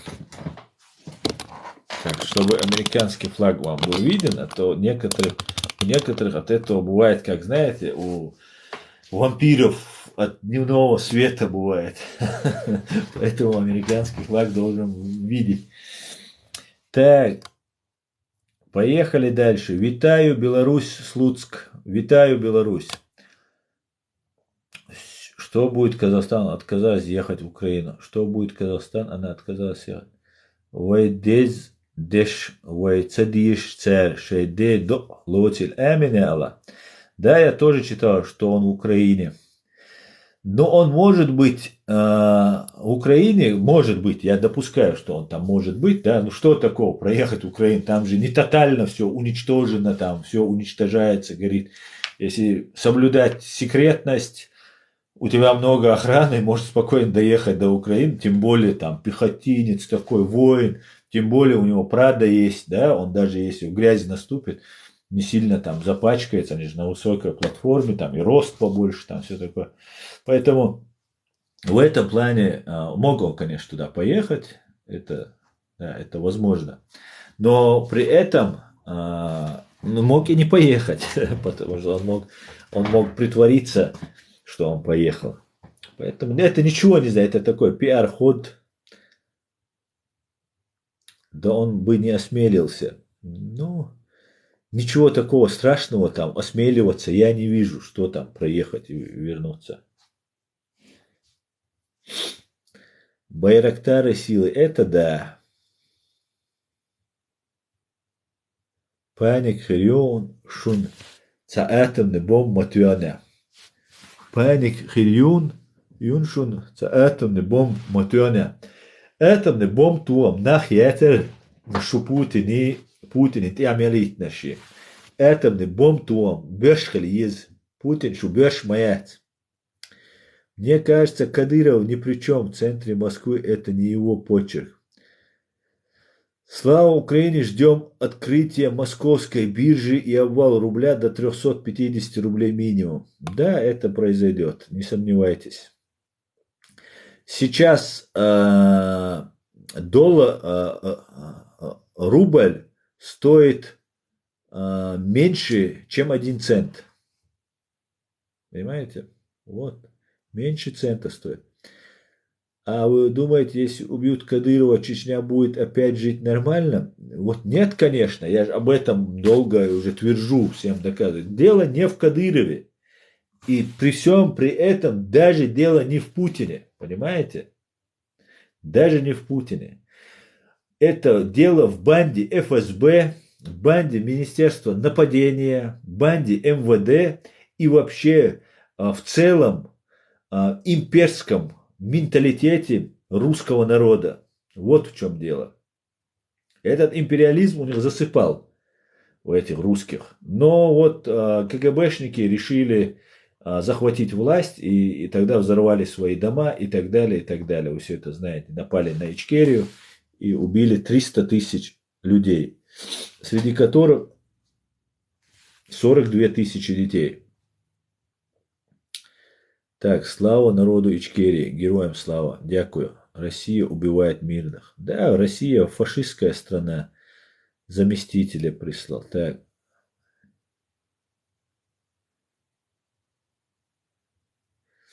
Сторонники Кадырова говорят, было много покушений на нашего президента. Вероятно, да.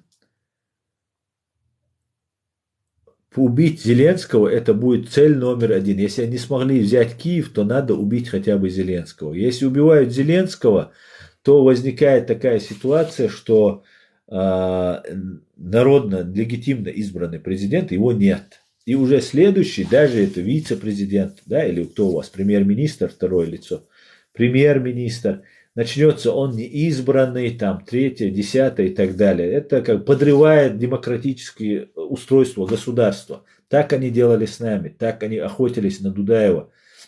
И в конце концов им удалось его убить. Но я думаю, им не удастся убить Зеленского, да, Алмула, иншаллах, не смогут они его убить, и все будет отлично, да, Алмула. Во время вылавливания патриотов тихо надо сидеть. Так. Так, Чечня, выходите, митинг, кого вы боитесь? Чечня находится в заложниках. У чеченцев нету ни оружия, ни поддержки. Во всем мире чеченцы признаны и обзываются террористами, фашистами, исламистами, каратистами. Поэтому для того, чтобы Чечня поднялась, а не так, кто-то захотел, чтобы Чечня. Когда мы поднялись и 27 лет стоим на этом, нас даже не замечали, нам помогали русским нас убивать, выдавали нас, и Грузия выдавала, к большому сожалению, и Украина, к большому сожалению. Выдавала наших людей на растерзание вот этой фашистской России. Сейчас просто в Украине поняли, что все-таки мы не оказались врагами, и угрозы мы Украине никакой не представляем. Мы друзья Украины, мы братья, побратимы с Украиной. И это доказывают те украинцы, которые во время Голодомора у нас расселились и живут среди нас. Уже семьи имеют, уже в втором, третьем, четвертом поколении. Уже внуки, правнуки у этих людей есть. И никто их никогда не ущемлял. Они равноценные, равноправные чеченцы. среди нас, да, граждане нашей страны. Поэтому для того, чтобы чеченцы поднялись, во-первых, нужно признать Чеченскую республику Ичкерия всему миру. Нужно оружием помочь, деньгами помочь, информационно помочь. И очень большую работу нужно провести среди чеченского общества для того, чтобы поднять. После геноцидный народ, постгеноцидный, потерявший лучшую часть пассионариев своего народа, подняться это будет сейчас очень хотелось бы, да. Надо было тогда Украине подниматься. Всей Украине, как сейчас она поднялась. И всему миру, как сейчас поднялся, нужно было подниматься. Вот тогда был бы другой разговор. А сейчас чеченцев огонь бросать никто не имеет права. Чеченцы должны, кто хочет, пожалуйста, в Украине идет война, там есть оружие и так далее. А чеченцам нужно подготовиться. Но есть другие республики, другие народы на территории России, к которым нужно обращаться и их тоже поднимать. Это не значит, что чеченцев не нужно поднимать. Наоборот, нужно. Я просто говорю, что нужна политическая, информационная, финансовая, материальная поддержка нужна. Ее нужно уже, ее 8 лет назад Украина обязана была, в прямом смысле слова обязана была уже начать эту поддержку. Но раз она не начала, то она должна хотя бы сейчас начать эту поддержку. И мир должен начать. Да? Зеленский будет жить, и як Украина вечно. Дай Бог. Ассаламу алейкум, брат. Хорошего вам эфиру. Да, честно, мне кажется, Ямадаев спецслужбы России. Мне кажется, Ямадаева спецслужбы России. Убили, ты имеешь в виду, да? Ну, конечно. Кто? А Кадыров кто? Кадыров это и есть спецслужба России. Он их агент.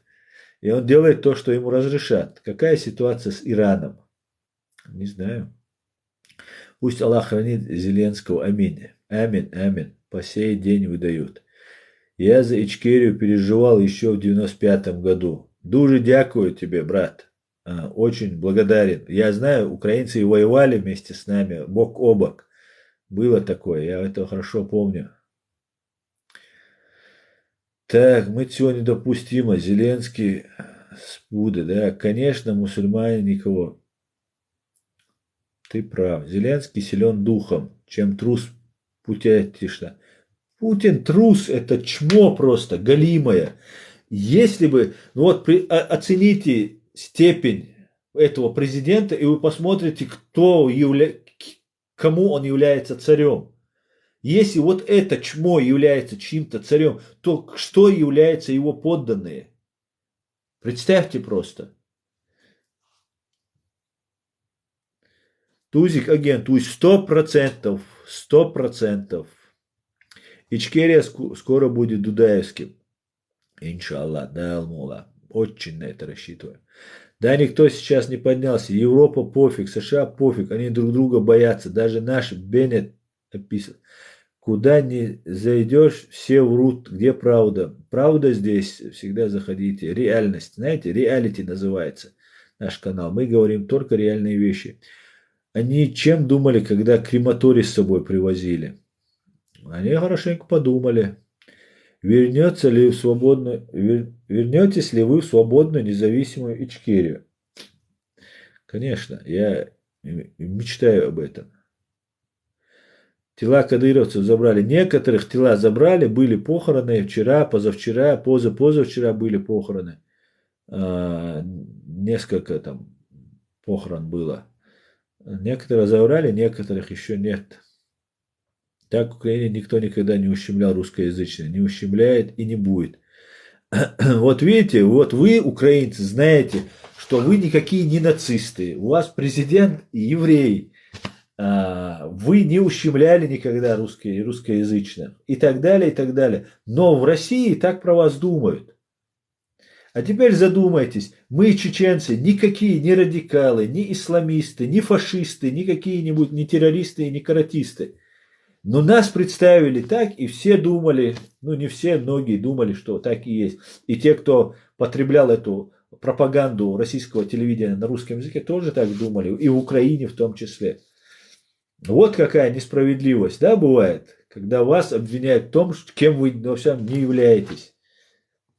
И если вы проиграете, Украина, если вы проиграете, если мы проиграем, то получится, что вы на самом деле оказались нацистами, ваши все настоящие командиры, которые не являются их агентами, и они-то знают, кто не является их агентом, они этих людей будут потом использовать против Запада.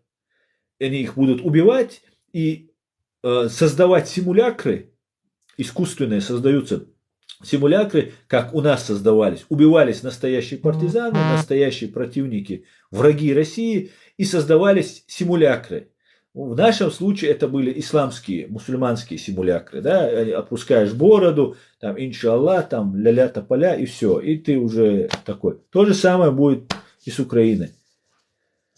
И для Европы, для Америки, для Запада представляет это большую угрозу. Большую. И эта война, к большому сожалению, она растянется на какое-то время. Я очень надеюсь, что не на долгое время, но, вероятно, растянется. И нужно нападать, защищаясь, победить нельзя. Нужно нападать. Ичкерия скоро будет Дудаевским. Так. Вмешается ли Турция и Азербайджан в конфликт? Я не знаю. Я знаю, что Турция и Азербайджан наши братские народы, но Алиев и Эрдоган это люди, которые всегда хотят на двух стульях сидеть. Вот что я хочу сказать. Может, некоторым это и туркам, и азербайджанцам будет обидно.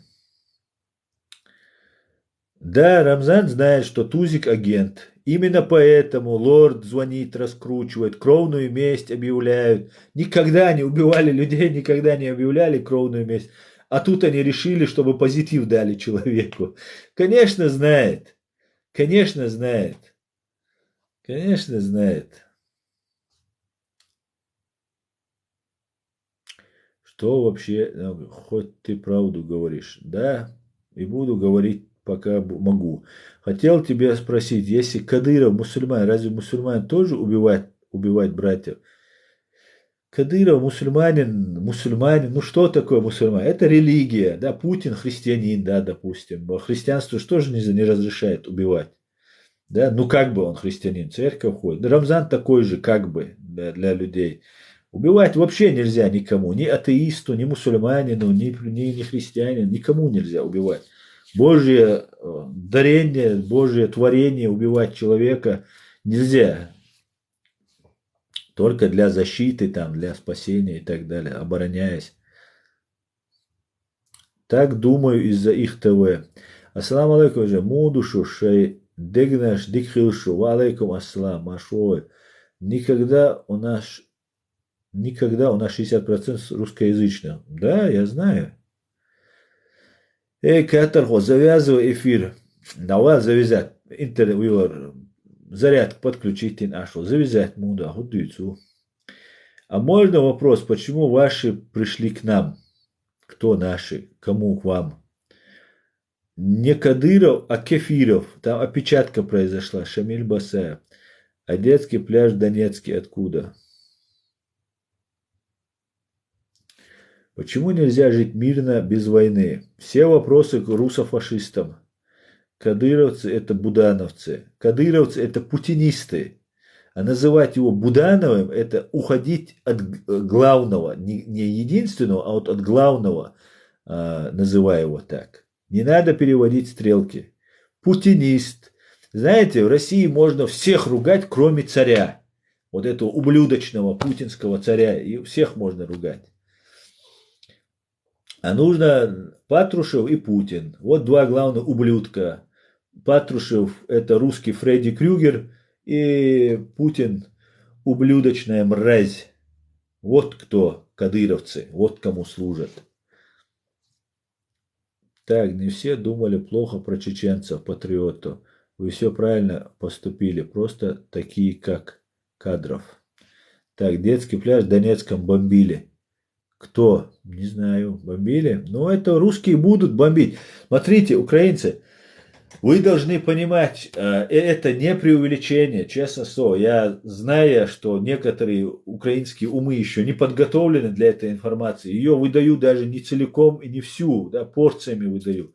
Но вы должны понять, что никакого сострадания из-за того, что вы русский, украинец или еще христианин, православный, к вам не будет. Раз. Не думайте, что они убивают там сирийцев, грузин или чеченцев, а вас будут жалеть. И русских тоже, наших русских, грозненских русских, они убивали с большим остервенением, чем даже нас. Вот такие, они их называли предателями. Вы здесь живете. В 1944 году нас выслали и туда заселили этих колонистов русских. И это эти дети и внуки были, вот этих, которых туда заселили. И в итоге приходят эти ублюдки из разных там Саратовых, там, и Ижевсков, там, и разных своих городов. И говорят, а что ты здесь жил среди чеченов? Вот тебе пулю в лоб. Вот так они убивали наших русских. А куда ему деваться? Он в своей стране, в своей республике живет. Его чеченцы не обижают, он чеченцев не обижает. Жили себе соседи добрые. Вот какие это люди. Если вы думаете, удивляетесь сейчас по Мариуполю, там по роддому ударили, это их излюбленная тактика. Это не случайно. И Лавров признал это. Они также били по нашим, по рынкам, по роддомам, по мечетям, вот сейчас церкви ваши бомбят. Это только цветочки. Еще у вас в церквях немного людей бывает. А у нас мечеть забита бывает, особенно в пятницу. И вот это накрывалось бомбами. А для чего это делается? Там же погибают простые люди. Автовокзалы, большое скопление людей. Это вы все должны понимать. Это звери, их задача, вам кажется, я свои мысли вам могу сказать, когда это происходило. Они ошиблись. Первое, что мне пришло в голову, они просто не попали. Когда они попали по рынку и убили 200 человек с одной ракеты. Я думал, они ошиблись. Но не может в здравом уме человек бить по людям, мирным людям, которые там и русские торговали, и покупали.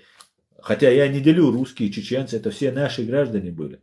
Но для этих ублюдков, может быть, была бы какая-то разница. Нет, они бомбили по рынку. И одной ракетой 200 человек убили. И сейчас, когда по Мариуполю стукнули, и моя мысль была, что они ошиблись, они не могли целенаправленно бить по рынку. Но не может человек тогда, это молодой я тогда так думал. И сейчас, когда они по Мариуполю ударили, они могли сказать, это не мы. Они же врать умеют, Лавров умеет врать. Вы знаете, что умеет? Знаете. Он мог сказать, что это не мы. Он мог сказать, что мы ошиблись, неправильно выстрелили. Мог сказать? Мог. А знаете, что он сказал? Вы знаете, что он сказал? Он сказал, что там находился Азов или Айдар, кто там находился, мы били туда. Это знаете, о чем говорит? Это говорит о том, что да, это мы ударили и ударили целенаправленно по этому роддому, по этой детской больнице. А для чего это делаете, знаете? Это делается для того, чтобы внушить страх, что перед вами людоеды. И украинцы должны испугаться, сковать волю к сопротивлению, сломить дух к сопротивлению, волю к сопротивлению. Вот как они это делают. И обе войны они у нас это повторили. И в начале первой войны они также херачили, и вот во вторую также херачили. Но это только цветочки украинцы. Когда они зайдут вовнутрь, они будут сперва убивать богатых, всех, кто против выступал, у кого отец служил, погиб, неважно, и так далее, и так далее. Будет конвейер по перемалыванию 42-миллионного народа и вербовка их, вынуждать их, брат на брата начнет стучать, чтобы спасти свою семью, своих детей, там, унизив, опустив, изнасилование женщин, мужчин. Это будет ад. Всем украинцам сейчас нужно выходить во все города и стоять на площади с украинскими флагами и показать миру картинку, что мир требует, мир просит, что Украина просит у мира. Первую войну наши партизаны их так мочили. Вчера Зеленский сказал, что, или сегодня это было, что 13 тысяч убили так, и так далее фашистов. и что за 2 войны в Чечне столько не убито. Это не совсем так. Точнее, это совсем не так. От 80 до 200 тысяч русских фашистов убито в Чечне. Вот когда эти 80 тысяч до 200 тысяч мы мочили на протяжении этих веков, этих годов, воины мочили, а остальная часть народа митинговала. Организаторы митингов были под конкретным уничтожением, их убивали наши. Вот. Выходили женщины, старики, дети, все выходили. Нужно митинговать. Весь мир должен увидеть, что Украина едина. В каждом городе должны быть митинги. Каждый год, это очень важно. Воины пускай делают свое дело. Вы должны выходить и митинговать. Это очень-очень важно. Очень важно. Да, я отдельно видео, думаю, надо там записать и обратиться к украинцам. Так, салам, хаец, харам, дачун. Валейк салам. С Кадырова прибейте сначала. Так. Все, что вам в голову не придет, вот то, что не может быть, невероятно, не может человек поступить так. Вот вы считаете это? Вот это будут русские с вами делать. Это 100% так. Все, что происходит. Потом, вот, война это даже не так страшно. Ход, если будет переломлен, и вы окажетесь слабее их, вот тогда вы увидите истинное их лицо. Тогда эти фашисты откроют, сбросят с себя маски. И живые будут завидовать мертвым. Вот такая это чума и угроза.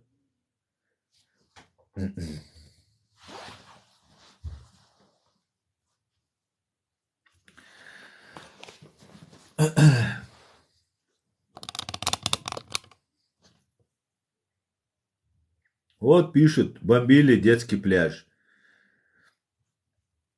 Не знаю, были там дети или нет, но вполне они могли сделать и так. Кассетными бомбами. Кассетные бомбы запрещены международной конвенцией. И эти бомбы кассетные, шариковые, там, химическое оружие, бактериологическое, они применяли все против нас.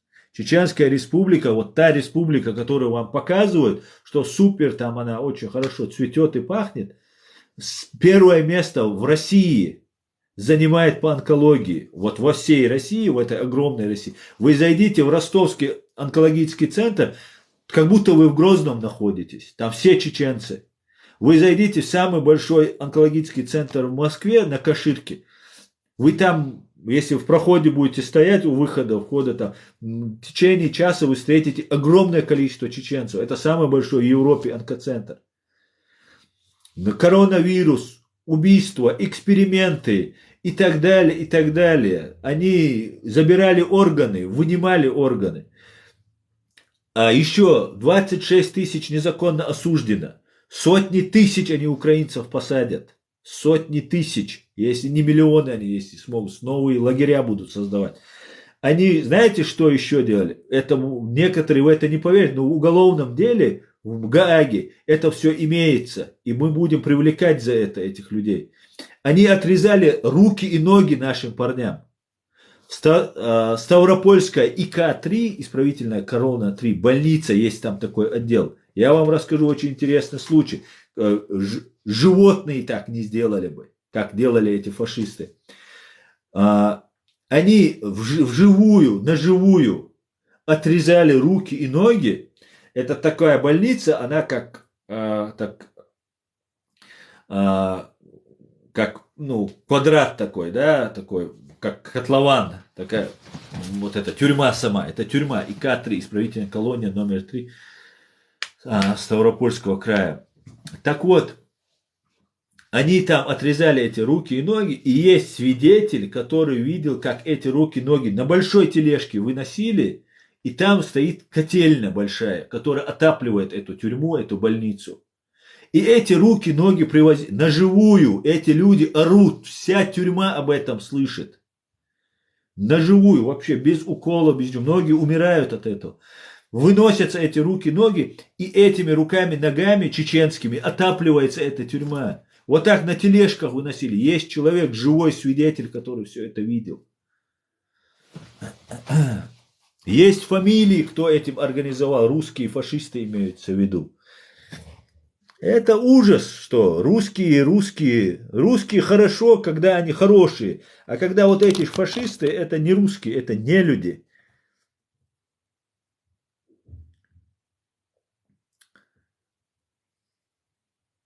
Слава нации, слава нации. Так, спасибо вам за поддержку. Не за что, пожалуйста. Может ли кто прикончить Путина РФ? Я сомневаюсь, что кто-то может его прикончить.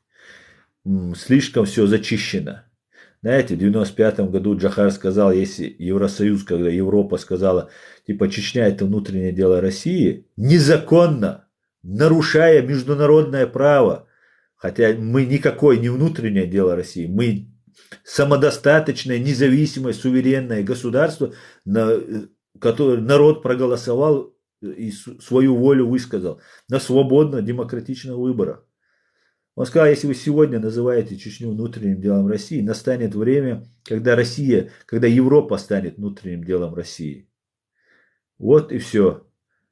Все так запущено, что Путина сместить будет очень трудно. Только народы могут, оккупированные народы. И из этих народов я знаю только, 1, 2, 3 народа.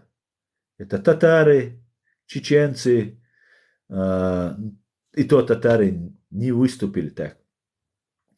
Когда было время, когда нужно было выступать, когда чеченцы сражались. Они со всей России приезжали против нас воевать. Зарабатывать бабки, грабить нас, мародерничать. Поэтому все очень запущено. Все очень запущено. Нужно начать работать в этом направлении. Другого выбора нет. Я из Абхазии. Приветствую.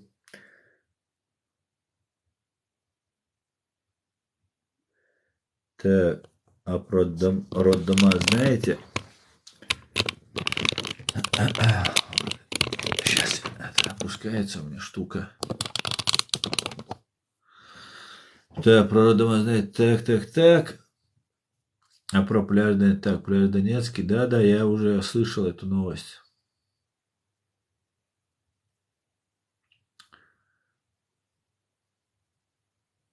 Катя, никто не спорит. Был такой ваш брат по борьбе, Маулади Удугов. Где он? Что с ним сейчас? Извините, упустил. Не знаю, где он. И он мне не брат. Ты молодец, многие боятся говорить правду. Нельзя использовать ракеты по городам. Что ты думаешь за Николаев? Прочти, пожалуйста. Что я думаю? Я вот все в целом говорю. Нету никакого Николаева, Херсона, Мариуполя. Есть одна единая Украина. Ни Крыма нету, ни Донецка, ни Луганска. Есть одна Украина. Нету национальности, русские там за русских. Эти русские, которые за русских, 100 раз пожалеют, что они были за русских, когда придут эти русские. Как пожалели вот эти лугандонцы, которых сейчас послали воевать против своих же. Как прокомментируете то, что Кадыров приказал похищать детей из детдома? Я не знаю, как это комментировать. И не думаю, что он на камеру говорил этого. Давайте будем честными, чтобы потом не выставили нас каким-нибудь посмешищем. Привет из Беларуси. По мирным людям модно стрелять. Что вы несете? Чьи детей? Все, что говорит, будет, никак нельзя допускать и Украину. Так. Раз так. У нас обстрел, комендантский час. Мы не можем окупаемости, сказали, если до 15 не успеваете, расстрел. До 15:00. Пишите где, город пишите, место пишите, время пишите. Тебе не жить. Пошел ты, мне не жить. Пошел ты, ублюдина, не жить мне.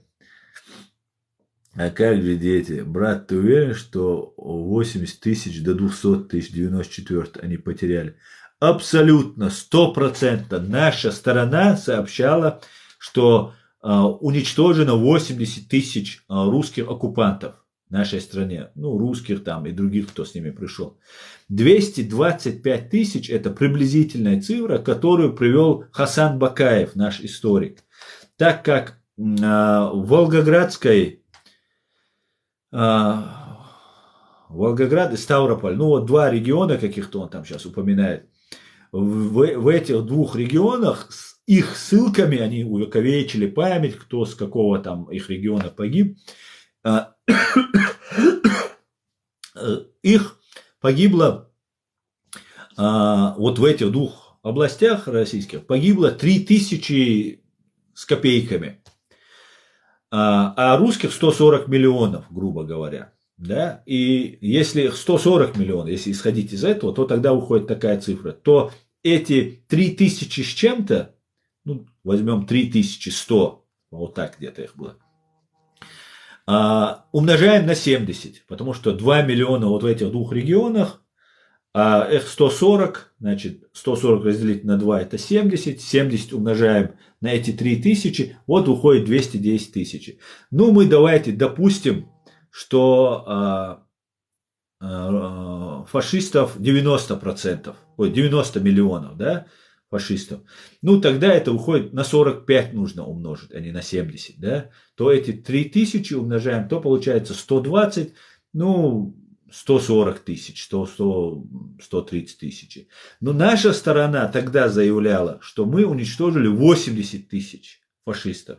Именно из-за того, что был такое большое уничтожение, был вот сейчас демографическая яма, да, у русских. Они потом начали 350 тысяч платить, 450 тысяч за третьего ребенка, за второго, там, за четвертого. Там что-то они там пытались восстановить эту ситуацию. Это было именно связано с тем, что огромное количество молодых людей было уничтожено в Чеченской республике Ичкерия. Им не хватало восполняться. И плюс те, кто прошел эту войну, они спивались, наркомания, война – это ужасная вещь, особенно если ты занимаешься очень ужасными вещами. Одно дело, даже если ты занимаешься правильными, благородными вещами, видеть убийство, смерть своих друзей – это очень большой шок, который переживает любой человек, даже самый сильный. И вот поэтому у них была такая демографическая яма. И мы украинцам дали не только 25 лет взрастить свое новое поколение, да, оттянув вот эту армаду на себя. Мы могли сразу сдаться и сказать, все, мы не сопротивляемся, не убивайте и так далее. Это нас не спасло бы. Потому что в 1944 году, когда они нас выселяли, мы потеряли 60-70% от своего народа. А оказав сопротивление, мы потеряли 30%. Оказывается, сопротивляться дешевле получается. При том, что мы имеем дело с сатаной. И мы не только 25 лет Украины дали время взрастить целое поколение, считается, 25 лет. Но мы им дали еще возможность, что вот этих молодых товарищей, которые, получив опыт, потом пришли бы сейчас в Украину, то возьмем того же Буданова, который с Донецкой области, с Украины. Он бы сейчас воевал бы против Украины и был бы хорошо опытный, обученный солдат после Чеченской республики. Поэтому вот этих опытных вояк тоже мы не дали Украине туда прийти. Плюс демографический спад, и им сейчас не хватает мяса. И это все способствует на победу Украины. Да, Аль-Мула, мы в это верим. И солнце свободы зайдет со стороны Украины. Да, Аль-Мула. Я уверен, про 80 тысяч точно я тебе отвечаю. Это точно наши цифры.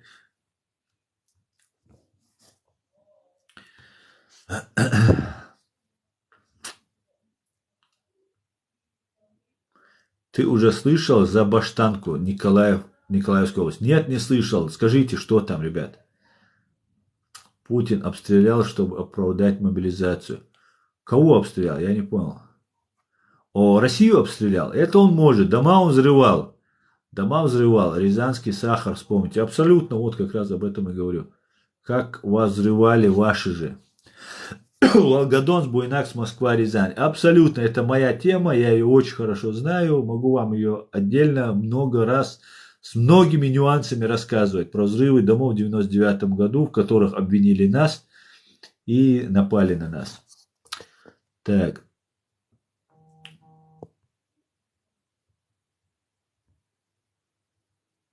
Вас же могут убить даже сам Кадыров, а вы не боитесь. У меня в слове нет такого слова, как боитесь, не боитесь. Что это за слово? Можете объяснить мне? Привет с Могилева, привет, Могилев, приветствую. Я имею в виду, есть видео, как Кадыров это говорил. Закима слышал? Слышал, Корес, с Николаева, да, слышал. Город Бахмач, это Чернигов. Но это Украина, правильно? Здесь чисто пропаганда, так жить нельзя. Не живи тогда. Кадырова уважаете? Блин, это же нужно зайти и такой бред сказать. После 2 часов стрима. Так, вы где живете? Ну, опять то же самое. Так. Что вы думаете за армию УК? Я думаю, украинская армия самая крутая. Вы не боитесь последствий? Ой.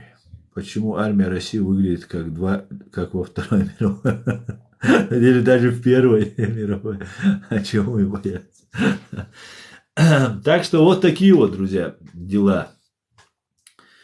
Кто вы, дядя? Орти Аслан из Тейпа Нашхой.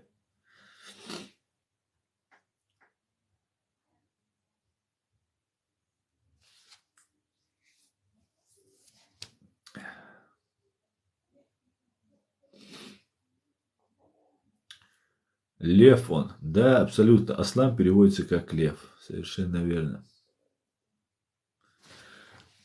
Так.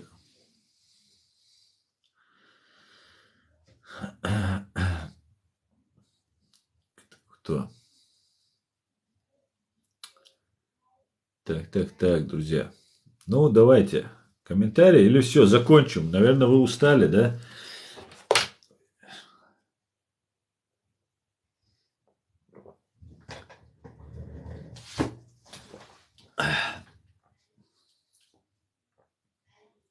Отойду далеко, плохо вижу. Что вы пишете? Подойду близко, реально нос весь экран закрывает. Российская армия все время наступает на те же грабли. Да, тогда хорошо. Хорошо, есть хорошо.